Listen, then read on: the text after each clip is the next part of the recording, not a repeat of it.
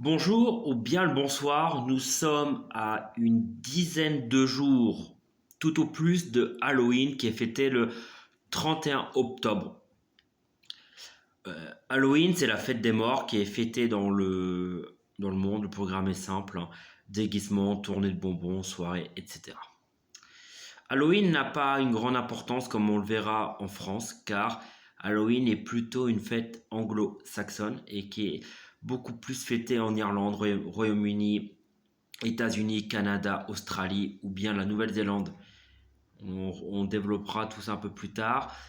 La plupart des historiens considèrent comme Halloween comme une fête païenne traditionnelle, comme un héritage de Séma.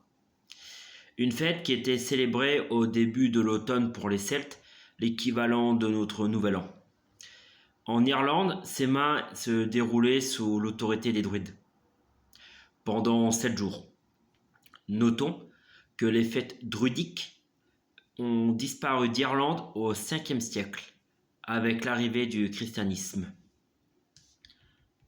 En France, malgré l'aspect festif, et, et malheureusement c'est la veille du 1er novembre, qui est la Toussaint, dans ce cadre et partout en France, des messes sont célébrées en souvenir de nos défunts.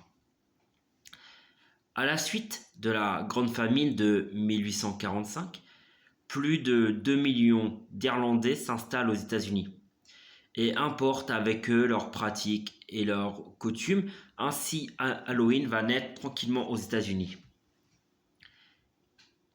En France, c'est le 31 octobre 1992, dans le quartier de Doulou, à Nantes, où des enfants se déguisent pour l'occasion, sorcières, monstres, fantômes, etc., avant de frapper à la porte des habitants ayant mis en évidence une citrouille pour réclamer des bonbons.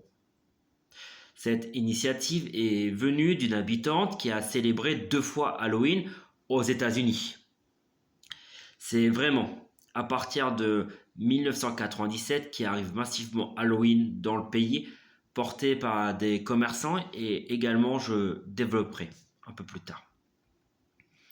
Parlons, Halloween, c'est également la légende de Jack aux lanternes, ou Jack à la lanterne en français, est probablement le personnage le plus populaire associé à Halloween, et il provient d'un vieux conte irlandais.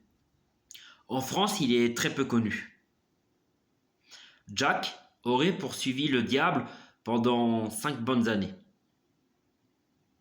Jack aurait été un avare, un personnage ivrogne, méchant et égocentrique.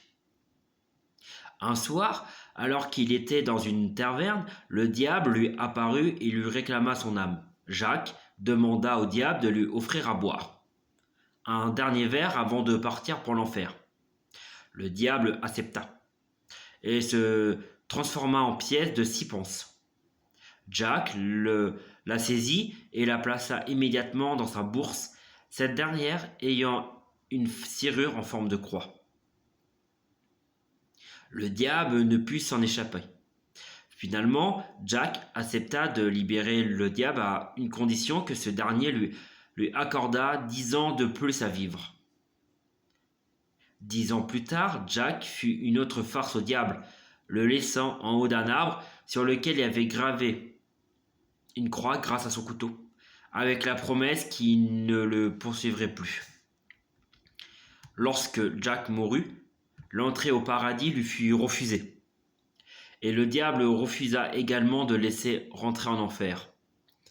Jack réussit néanmoins à convaincre le diable de lui donner un morceau de charbon ardent afin d'éclairer son chemin dans le noir.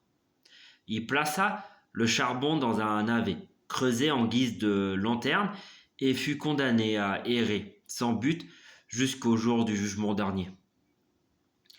Toujours la même légende, il réapparaît chaque année le jour de sa mort à Halloween. À l'origine, le symbole d'Halloween était un navet, contenant une bougie pour commémorer la légende de Jacques à la lanterne. Le navet fut progressivement remplacé par une citrouille, même s'il existe une tradition des îles britanniques consistant à sculpter une lanterne à partir d'un rubaga. ou d'un navet, la pratique fut associée à Halloween en Amérique du Nord, où la citrouille était plus large et plus facile à sculpter. L'orange et le noir, les deux couleurs traditionnelles associées à Halloween. Pour l'historienne Nadine Crétin, ces couleurs ont été adoptées après la rencontre d'Halloween avec le jour des morts célébré au Mexique. Dans les produits et les images les plus récentes, les couleurs mauve, vert et rouge peuvent être retrouvées. L'usage de ces couleurs est en partie dû à leur présence dans les publicités et en rapport à cette fête plus d'un siècle. Chaque année, il y a une collecte pour l'UNICEF qui deviendra une tradition chaque année aux États-Unis et au Canada. Débutant en 1948 comme événement local dans une banlieue de Philadelphie, le programme consiste en la distribution de petites boîtes aux écoliers, avec laquelle ils peuvent solliciter des dons en visitant les maisons. Selon les estimations, les enfants ont amassé plus de 119 millions de dollars américains pour l'UNICEF. Depuis le début du programme, c'est beaucoup. En 2006, l'UNICEF retire ses boîtes dans certaines parties du monde, citant des problèmes administratifs et de sécurité. En France, il y avait à la fin des années 1990, au début des années 2000, un gâteau commercialisé pour la fête d'Halloween, le SEMA. Il était alors breveté par la société Optos Opus, qui avait déposé la marque Halloween et a vendu comme étant le gâteau officiel de la fête. Le SEMA, dont le nom fait référence à la mythologie celtique, on en a parlé au début de la vidéo, était alors confectionné à base de pâte feuilletée, des pommes de noisettes grillées, de raisins secs et de caramel. Son aspect lui donnait l'impression d'être illuminé à l'intérieur avec des têtes de citrouille. Halloween se développe en France à partir des années 91-92, avec une accélération en 94-95. Constant de ce phénomène, Philippe Cahen, créateur du conseil en perspective, décide alors de fonder la société Opto Opus pour ensuite déposer la marque Halloween. La société commercialise alors des confiseries, des boissons, des gâteaux et divers produits alimentaires. Ce qui a permis de valoriser l'image de la fête et de lui donner une visibilité importante auprès des grandes surfaces. La fête Halloween devient alors un phénomène visible à partir de 1997. Et devient également durant cette même année une fête commerciale. En 2006, de nombreux médias, comme l'Express et 20 minutes, font état d'un désintérêt progressif des Français pour Halloween. La situation change en 2015, quand plusieurs médias, comme 20 minutes, annoncent un retour en force pour la fête, avec un nouveau intérêt auprès des Français et un nouveau succès pour les commerçants. En France, Halloween a également beaucoup souffert de vives oppositions politiques et religieuses. Nous pouvons citer en Amérique, l'église évangélique américaine y distribue des bonbons à l'effigie de Martin Luther pour décourager les enfants de célébrer Halloween. Selon l'évêque de Hanover, il est absurde de célébrer Halloween, Martin Luther ayant libéré les protestants de la peur des démons et des sorcières. En Russie, le Kremlin et l'église orthodoxe tentent de freiner la popularité grandissante d'Halloween. Il est interdit de célébrer.